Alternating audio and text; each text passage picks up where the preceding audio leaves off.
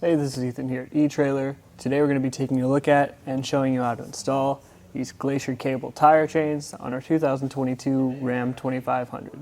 These chains are going to be sort of your in emergency only type of situation chains, and let's get into a little bit about why that would be the case. Starting with what they're made of, they are just a low carbon steel, so they're not going to hold up to rust, weather, and damages as well as a manganese nickel alloy chain might, and in general they're not going to be useful for that many seasons. These chains are a ladder pattern style chain, which means they go straight across the tire. Doesn't give you as much coverage as a diamond pattern, but it does help with starting and stopping. Typically, a diamond pattern chain is going to help you with coverage and make it a smoother ride, but because these are roller style chains, they're going to help you get that smoothness out of the ride that you're going to need, but at that you are going to lose some of that bite into ice and snow, which is why I talk about these being sort of an emergency use only chains. The chains do meet Class S compatibility standards, so they are low profile if that's something that you're interested in. They do come two in a set in this pretty light canvas style bag, and because they're rollers, they're honestly notoriously difficult to roll back up and get into something like this, and it's not the best build quality. So if you do get these chains, we definitely recommend getting some sort of plastic tote, something larger and easier to keep them in and keep the weather out. The installation of these chains isn't too bad. You don't have to move the tire while you're doing it, which is nice, but we definitely recommend practicing it in your garage before you find yourself on the side of the road in a situation where you need to put them on, just so you know how they work. But you can check out how we did that now. For the install, the first thing we like to do is to lay the chains out flat, making sure that nothing is caught or tangled up. Also, you want to do your best to center your chains in front of your tire, just to make it easier later. And you want to make sure that they're facing the right way. So you can see these at the end of each set of cables. There is this flatter part. That's the part that we want making contact with the tread. On the other side, you can see that there is a bit of a hooked end, and there's some pointier parts. We don't want them making contact with the tread. Also, there is this lever here at the end. You want to make sure that that's on the side of the chains facing you, because we'll have to move that after we make our first connection in the back.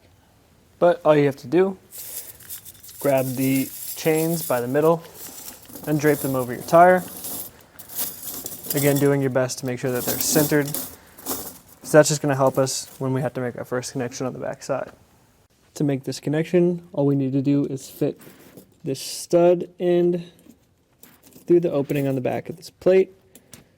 We'll go to the third one for now. And as you can see on the back side, there are these red hooks that you can feed the extra slack into.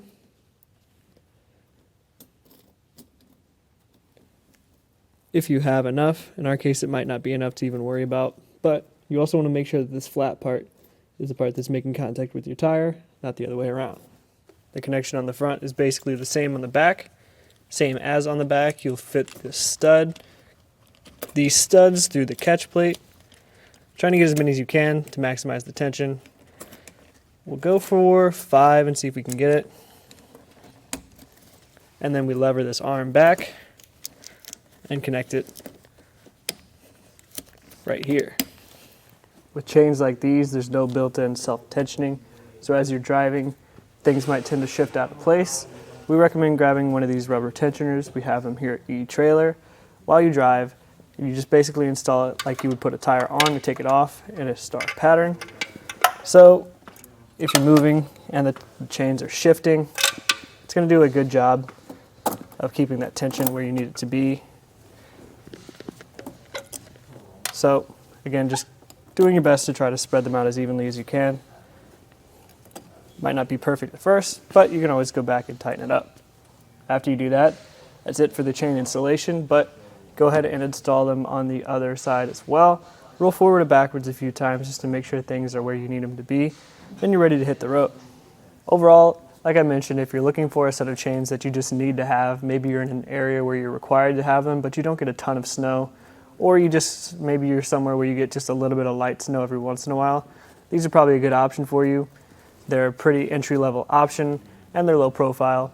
If you need something that's going to get you better traction on ice and snow, I would recommend maybe something in a diamond pattern style with square links just to get you more of a bite.